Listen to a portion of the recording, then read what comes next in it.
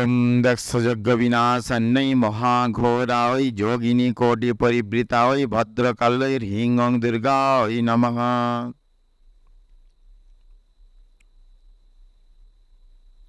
আমরা দুর্গাপুজোর বিভিন্ন ছোট ছোট দিক নিয়ে আলোচনা করছিলাম। আজকে যে বিষয়টির উপর আলোকপাত করব সেটি হচ্ছে প্রতিমা পূজা কি এবং কেন।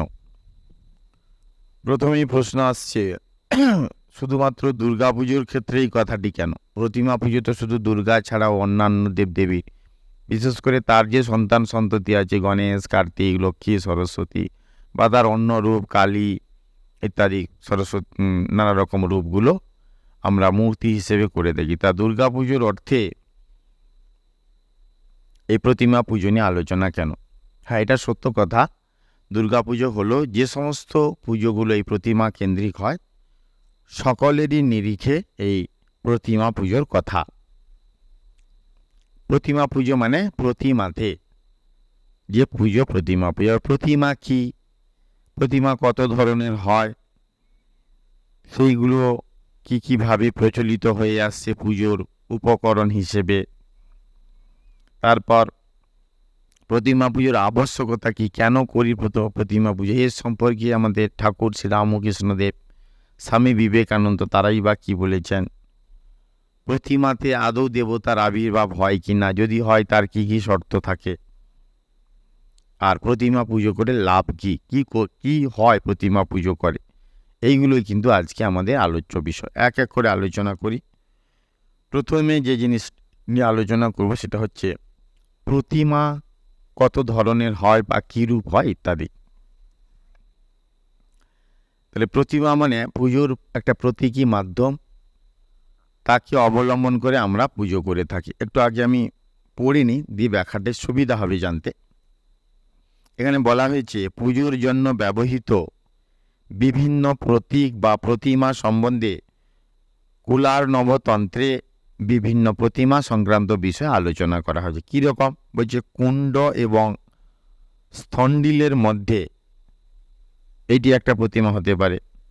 সর্পে অর্থাৎ কুলোতে, গৃহভিত্তিতে, পটে অর্থাৎ বস্ত্রের উপর বর্ণ লেপাদি দ্বারা মূর্তি অঙ্কিত করে, সর্বত ভদ্র প্রভৃতি মণ্ডলে ধাতু কাষ্ঠ পাষাণাদি নির্মিত ফলকে ব্রহ্মরন্ধ্র এবং হৃদয়ে সাধকগণ পরমা শিবাকে পূজা করে থাকেন। যিনি রূপাদিত তাকে রূপময়ী করে মানবগণ কর্মকাণ্ডে রত হয়। তাহলে স্থানগুলো এখানে বর্ণিত হয়েছে।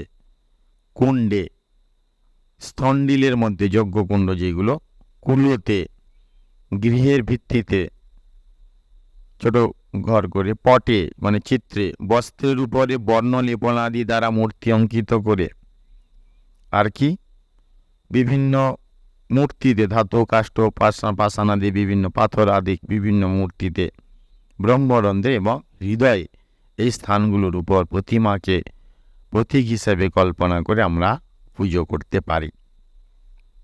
এটি শাস্ত্রে উল্লিখিত হলো।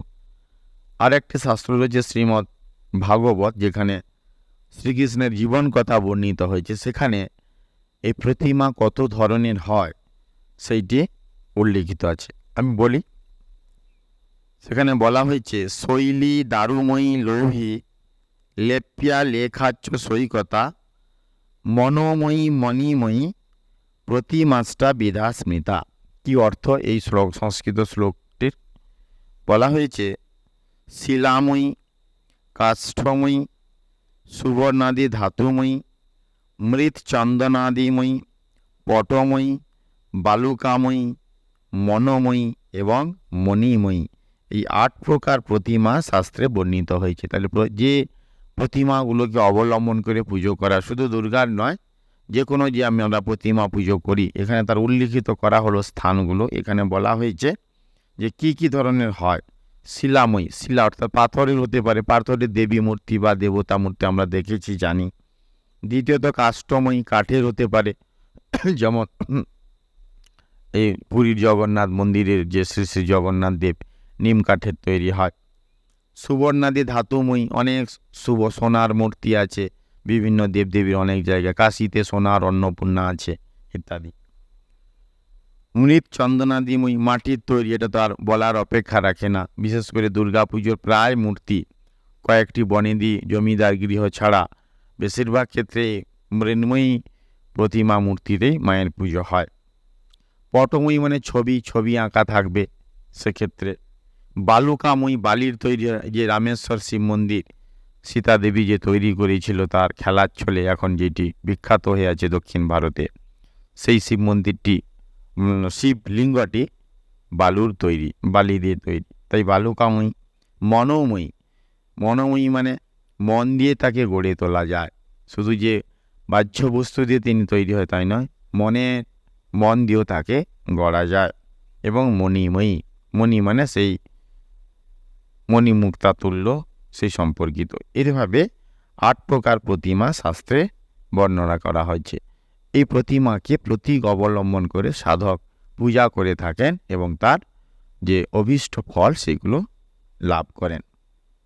এখন আমরা যে বিষয়টি আলোচনা করব সেটি হচ্ছে মানে এই অন্তর্গত প্রতিমা পুজো কী এবং কেন, এই বিষয়ে যে প্রতিমা পুজোর আবশ্যকতা কী, কেন প্রতিমা পুজো করব, এর উত্তরটি কীভাবে, উত্তরটা শুনে নেই। ভগবান শ্রীরামকৃষ্ণদেব উত্তরটি কী দিয়েছেন। প্রশ্নটি আরেকবার বলি, প্রতিমা পূজার আবশ্যকতা কী, প্রতিমা পুজো করব কেন, কি হয় প্রতিমা পুজো করলে, উত্তরটা কে দেবে? ভগবান শ্রীরামকৃষ্ণদেব। কি দিয়েছেন উত্তরটা জেনে নিন। প্রতিমা পুজো সম্বন্ধে শ্রী রামকৃষ্ণদেব বলেছেন, প্রতিমা পূজা বলছিলে যদি মাটির হয় সে পূজাতে প্রয়োজন আছে। নানা রকম পূজা ঈশ্বরই আয়োজন করেছেন, যার জগৎ তিনি এসব করেছেন অধিকারী ভেদে। যার যা পেটে সয় মা সেইরূপ খাবারের বন্দোবস্ত করেন। তিনি আরও বলেছেন, প্রতিমা পুজোতে দোষ কি? বেদান্তে বলে, যেখানে অস্থি ভাতি আর প্রিয় সেখানেই তার প্রকাশ। তাই তিনি ছাড়া আর কোনো জিনিস নাই। ঈশ্বর লাভ হলে আর প্রতিমা পূজার কি দরকার? তাহলে প্রতিমা পুজো আপেক্ষিক এই অর্থে, যতক্ষণ না তাকে লাভ হচ্ছে তার আগে একটা প্রতীকী অবলম্বন করে। আমাদের বেদান্তে যেমন সগুণ ঈশ্বরের কথা বলা হয়েছে, তাকে ধরে নির্গুণ নিরাকার, সগুণ সাকারের পরে নির্গুণ নিরাকারে যাওয়া।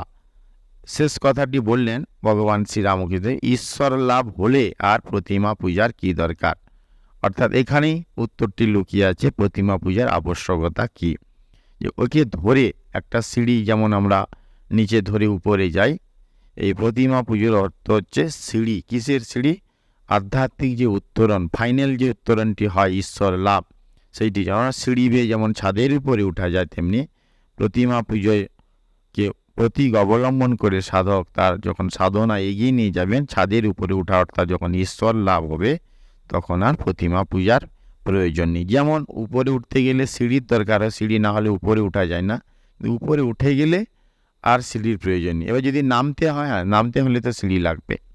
তো এখানে ঈশ্বর লাভ অর্থাৎ বস্তু লাভ যদি হয়ে যাবে তবে আর প্রতিমা পূজার প্রয়োজন নেই। এটি ভগবান শ্রীরামকৃষ্ণদেব বলছেন। আর একটি উত্তর জেনে নিই, সেই উত্তরটি দিয়েছেন স্বামী বিবেকানন্দ। কোন প্রশ্নের? একই প্রশ্নের, প্রতিমা পূজার আবশ্যকতা কি, কেন প্রতিমা পুজো করব। আচার্য স্বামী বিবেকানন্দ কি বলেছেন এর অ্যান্সারটি? বিবেকানন্দ বলছেন, জীবাত্মার স্বাভাবিক প্রয়োজনে ওইগুলির অভ্যুদয় হইয়াছে। বিভিন্ন শ্রেণীর মানুষের ধর্মপিপাসা চরিতার্থ করিবার জন্যই ওইগুলির অভ্যুদয় হইয়াছে। যতদিন প্রয়োজন থাকিবে ততদিন ওইগুলি অবশ্যই থাকিবে। যতদিন প্রতিমার প্রয়োজন থাকিবে ততদিন প্রতিমা পূজা থাকিবেই থাকিবে। এই বিভিন্ন অনুষ্ঠান পদ্ধতি ও ধর্মের বিভিন্ন সোপান অবশ্যই থাকিবে। এটা স্বামীজির কথা। স্বামীজি বলছেন কি সুন্দর কথা বলছে, জীবাত্মার স্বাভাবিক প্রয়োজনেই ওইগুলির অভ্যুত হয়ে গেছে। মানে আমাদের প্রয়োজন আছে বলেই এই পূজার প্রচলনটা হয়েছে। যেমন আমরা ওই বলে থাকি না যে necessity is the mother of invention, মানে হচ্ছে চাহিদা যে যখন আমার চাহিদা থাকবে তখন হবে অটোমেটিক্যালি তার প্রোডাকশান হোক, সৃষ্টি হোক বা সেই রকম করে তার আবিষ্কার হোক, এটা করে হয়। Necessity is the mother of invention. তো সেইভাবে যেহেতু এই প্রতিমা পুজোর প্রচলন আছে, স্বামী বিবেকানন্দ বলছেন এর প্রয়োজনীয়তাটা আছে, নাহলে প্রচলন হতো না। যেমন এখান থেকে চাঁদে যাওয়ার সিঁড়ি পথ নেই, মানে হেঁটে হেঁটে চাঁদে যাওয়া যাবে, তাই সিঁড়ি দিয়ে চাঁদের যাওয়ার প্রয়োজনীয়তা নেই। তাহলে চাঁদে কি যাওয়া যাবে না? অবশ্যই যাওয়া যাবে অন্য পথে। তো এইখানে বিবেকানন্দর বক্তব্য এই যে যেহেতু এটি প্রচলন আছে, মানুষের প্রয়োজন আছে বলেই প্রচলন, যদি না থাকতো তাহলে কিন্তু প্রচলিত থাকতো না। এটি স্বামীজির কথা। একটি শাস্ত্রের কথা এখানে উল্লিখিত আছে, কুলার নবতন্ত্র। সেখানে কি বলা হয়েছে? চিন্ময়স্য অদ্বিতীয়স্য নিষ্কলস্য শরীরিণঃ নিষ্কলস্যা শরীরিণঃ উপাসকানাং কার্যার্থং ব্রহ্মণ রূপকল্পনা। কি অর্থ? বলছে উপাসকদের, যারা উপাসনা করে তাদের সুবিধার জন্য চিন্ময় জ্ঞানস্বরূপ অদ্বিতীয় নিষ্কল অশরীরী ব্রহ্মের রূপকল্পনা করা হয়েছে। অশরীরী মানে ভূত নয়, যার শরীর নেই, অবয়ব নেই, সেই অশরীরী ব্রহ্মের রূপকল্পনা করা হয়েছে। আবার বলা হয়েছে সাধকানাং হিতার্থায় অরূপ রূপধারিণী। এটা অত্যন্ত মূল্যবান কথা। সাধকের হিতের জন্য, কল্যাণের জন্য অরূপ রূপ ধারণ করেন। অরূপ মানে যার রূপ নেই, ফর্মলেস, তিনি কি করেন? রূপ ধারণ করেন, একটা তার রূপ তিনি ধারণ করেন। রামানুজ আচার্য এই ব্রহ্মসূত্রের ব্যাখ্যায় একটি কথা বলেছেন। এই কথাটি এই: অব্রহ্মণী ব্রহ্ম দৃষ্টানুসন্ধানম, অর্থাৎ ব্রহ্ম নয় এমন বস্তুতে ব্রহ্মবুদ্ধি করে ব্রহ্মের অনুসন্ধানকে বলে প্রতীক উপাসনা। অর্থাৎ ওই সেই ঠাকুরের কথারই মতোই, অর্থাৎ একটাকে অবলম্বন করে আর একটাতে যাওয়া, এইটি প্রতিমা পুজোর আবশ্যক। যেমন শ্রী রামকৃষ্ণদেব আরেকটি বাণী আছে, কাঁটা দিয়ে কাঁটা তোলার কথা। ধরো পায়ে একটি কাঁটা ফুটে গেছে, সেই অন্য একটি শক্ত কাঁটা কিংবা সেফটি পিন দিয়ে সেই কাঁটাটি তুলে নেওয়া হলো, তারপর দুটোকে ফেলে দেওয়া হলো। মানে সেফটি পিন দিয়ে ওই কাঁটাটি তোলার পর সেফটি পিনকে পায়ে গুঁজে রাখবো নাকি? তা নয়, ফেলে দেওয়া অর্থ মানে ওই কাঁটা তোলার কাজে আর লাগবে না। সেইভাবে হচ্ছে কি একটাকে ধরে অন্য একটাতে যাওয়া, প্রতিমার পুজোর মাধ্যমে ঈশ্বরের দিকে যাওয়া। ঈশ্বর লাভ হলে আর প্রতিমা পুজোর দরকার নেই। এবারে আর একটি আলোচনা করে আজকের আমাদের এই প্রতিমা পুজো কী এবং কেন তার আলোচনা শেষ করব। সেই আলোচনাটার বিষয়বস্তু হচ্ছে যে প্রতিমাতে কখন দেবতার আবির্ভাব হয়। যখন আমরা এই মাটিতে পুজো করি, মাটি তো আর দেবতা নয়, কিন্তু পুজোর সময় আমরা জানি তাকে প্রাণ প্রতিষ্ঠা করতে হয়, তার চক্ষু দান করতে হয়, তার আবাহন মন্ত্র আছে, সেখানে আবির্ভাব হয়। তার কি কি শর্ত আছে সেইগুলো নিয়ে আলোচনা করছে শ্রী রামকৃষ্ণদেবের কথা দিয়ে। তিনি কি বলছেন? কেন আমরা নিজের কথা বলছেন? আমাদের ক্ষমতা নেই এগুলো বলবার, তাহলে বলছি কি করে? না, মহাপুরুষরা যারা সিদ্ধ, তারা কি বলছেন এই সম্পর্কে? কি সম্পর্কে? যে প্রতিমাতে কিভাবে দেবতার আবির্ভাব হয়। যেমন ভগবান শ্রীরামকৃষ্ণদেব তিনি কি বলছেন? যে প্রতিমায় আবির্ভাব হতে গেলে তিনটি জিনিসের দরকার। কি হতে গেলে? দেবতার আবির্ভাব হতে গেলে কি কি তিনটে জিনিস? প্রথম, পূজারীর ভক্তি, যে পূজা করবে তার ভক্তি থাকা দরকার। দ্বিতীয়, প্রতিমা সুন্দর হওয়া চাই, প্রতিমাটি দেখতে যেন সুন্দর হয়, এমন একটা সেই মুখ হলো আমার কারোর শ্রদ্ধা ভক্তি আসছে না প্রতিমা দেখে, তা যেন না হয়। তৃতীয়, গৃহস্বামীর ভক্তি। গৃহস্বামীর কেন, এখন তো প্যান্ডেলে পুজো হয়, কিছু কিছু বাড়িতে দুর্গা পুজো হয়। যিনি দুর্গা পুজো করবেন গৃহস্বামী, তার ভক্তি থাকা দরকার। তাহলে পূজারীর ভক্তি, যিনি পূজা করবেন তার ভক্তি থাকা দরকার। প্রতিমাটি সুন্দর হবে, নয়ন প্রীতিকর হবে, দেখে ভাল লাগবে। আর কি? যিনি পুজো যার তত্ত্বাবধানে হচ্ছেন গৃহস্বামীর, আর্থিক খরচ হোক বা নানা রকম তত্ত্বাবধান করে পুজোটাকে তিনি আয়োজন করছেন, তারও ভক্তি থাকা দরকার। এই তিনটি যখন থাকবে তখন সেই প্রতিমাতে দেবতার আবির্ভাব হবে। তো এই কথার মধ্যে যেটি এই যে ঠাকুর যে তিনটি কথা বললেন তার মধ্যে যেটি প্রকাশিত হয়েছে সেটি হচ্ছে পূজা ঠিক ঠিক অনুষ্ঠান হওয়ার জন্য এই তিনের সমন্বয় হওয়া দরকার। একটি থাকলে হবে না, তিনটে সমন্বয় হতে হবে। প্রতিমা সম্বন্ধে শাস্ত্রে যেরূপ নির্দেশ রয়েছে, প্রতিমায় ঠিক সেই রূপটি ফুটিয়ে তোলার চেষ্টা করতে হবে। অন্যান্য সাজ সরঞ্জামও সেরূপ শাস্ত্র নির্দিষ্ট হবে। নিজের মন গড়া কিছু করলেই চলবে না, এটা কিন্তু ইম্পর্ট্যান্ট। আমরা অনেক সময় আজকাল দেখা যায় স্ট্যাটাসে, বিভিন্ন সোশ্যাল মিডিয়া মহাপুরুষের কথাগুলোর বিকৃতি হয়, তার নাম দিয়ে চালিয়ে দেওয়া হয় ঠিকই, কিন্তু আদৌ সেই কথাগুলো তিনি বলেছেন কিনা তার সত্যতা বা তার যে প্রমাণ সেটা যাচাই করা দরকার। আমরা অনেক সময় চালিয়ে দিই ওর নামে, এটা ঠিক নয়। এখানে বলছেন যে নিজের মন গড়া কথা কিছু করলে চলবে না, এটি হলো বাহ্য ব্যাপার। আর পূজক ও গৃহস্বামীর ভক্তি হলো অন্তরের ব্যাপার। তাই তো, ভক্তি তো বাইরে থেকে দেখা যায় না, ভিতরের ব্যাপার।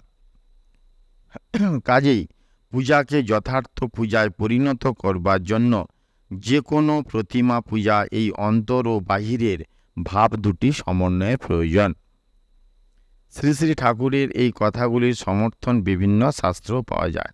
যেমন কুলার্ণবতন্ত্রে বলা হয়েছে, অভিরূপাচ্য বিম্বচ্চ, আরেকবার বলি, অভিরূপাচ্য বিম্বচ্চ পূজায়স্য বিশেষতঃ সাধকস্য চ বিশ্বস্বাৎ সান্নিধ্যা দেবতা ভবেৎ। অর্থাৎ প্রতিমা যদি যথাশাস্ত্র দেবতার অনুরূপ হয়, পূজার উপাচারাদির যদি বিশেষ ব্যবস্থা থাকে এবং সাধকের যদি একান্ত বিশ্বাস থাকে, তাহলে প্রতিমাতে দেবতা সন্নিহিত হয়ে থাকেন। যেমন ঠাকুর সহজ করে বলেছেন, গৃহস্বামীর ভক্তি থাকতে হবে, যিনি পূজা করবেন পূজক বা পূজারী তার ভক্তি থাকতে হবে, আর যে প্রতিমাতে পুজো হবে সেই প্রতিমাটি সুন্দর হওয়া চাই, দৃষ্টি সুখকর হওয়া চাই।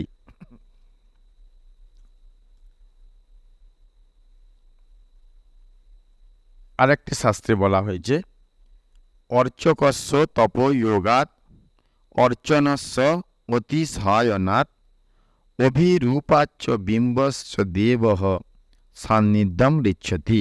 অর্থাৎ পূজকের তপস্যা, পূজার প্রাচুর্য এবং প্রতিমার মনোহারিত্ব, এই তিনটির ফলে দেবতা সন্নিহিত হন। এখানে বুঝতে হবে যে অর্চক অর্থাৎ অর্চনকারী শুধু পুরোহিত নন, পূজার সঙ্গে যুক্ত সকল ব্যক্তি, আর তপস্যা হলো ভক্তি। এটি একটু ভালো কথা শাস্ত্রে উল্লিখিত হলো। যেমন শুধু পূজারই নয়, একটা দুর্গা পুজো তো শুধুমাত্র পূজারই দ্বারা হয় না, তিনি পুজো করেন ঠিক, কিন্তু অনেক জোগাড়দারের দরকার হয়, যারা এই কাজে সাহায্য করবে তাদেরও ভক্তি থাকা দরকার পুজো পাবে, তবে না কি এই অনুরাগ ভক্তি থাকলে পুজোটা ঠিকভাবে হয়। শ্রী রামকৃষ্ণদেব বলছেন যে সেই প্রতিমায় দেবতার আবির্ভাব হয়। এইভাবে আমরা আজকে যে জিনিসটি দুর্গা পুজোকে কেন্দ্র করে আলোচনা করলাম, প্রতিমা পুজো কি এবং কেন, সেখানে আলোচিত হলো প্রতিমা কি, প্রতিমা পুজোর স্থান কীরকম, প্রতিমা কত ধরনের হয়, প্রতিমা পুজো করব কেন, তার আবশ্যকতা কী, আর কি কি কন্ডিশন বা শর্ত থাকলে এই প্রতিমার মধ্যে দেবতার আবির্ভাব হয়। শেষ করি ঠাকুরের একটি কথা দিয়ে, ঠাকুরের একটি বাণী দিয়ে। সেটি বলছেন যে সোলার আতা দেখলে সত্যকার আতার উদ্দীপন হয়। তাই তো, আমরা যারা সিনেমা দেখছি সেখানে তো শুধু ছবিই তো, কিন্তু সত্যি সত্যি নায়ক নায়িকার কথা মনে এসছে। বা যখন বই পড়ছি, একটি ভূতের গল্প পড়ছি, সেখানে শুধু কালি আছে আর বইয়ের পাতা আছে, ভূত নেই, কিন্তু যখনই পড়ছি মনে কিন্তু সেই মন চলে যাচ্ছে কোনো ভৌতিক জায়গায়, ভয় অনুভূত হচ্ছে। ঠিক তেমনিভাবে প্রতিমাতে যখন আমরা এই ভক্তি নিবষ্ট করব, গৃহস্বামী হোক পূজারী হোক, এবং সেটি পুরো সুন্দর হবে, সেইখানে দেবতার আবির্ভাব হবে। এবং শ্রীরামকৃষ্ণ যেটি বলছেন, এই দেবতার আবির্ভাবের মধ্যে দিয়ে যদি তোমার ঈশ্বর লাভ হয়, সেইটি হচ্ছে প্রতিমা পুজোর যথাযথ সার্থকতা। দুর্গা পুজোকে কেন্দ্র করে মায়ের চরণে এই প্রার্থনা জানে তিনি আমাদের হৃদয়ে উদ্ভাসিত হন। ওম শান্তি শান্তি শান্তি। হরি ওম তৎসৎ। শ্রীরামকৃষ্ণার্পণমস্তু।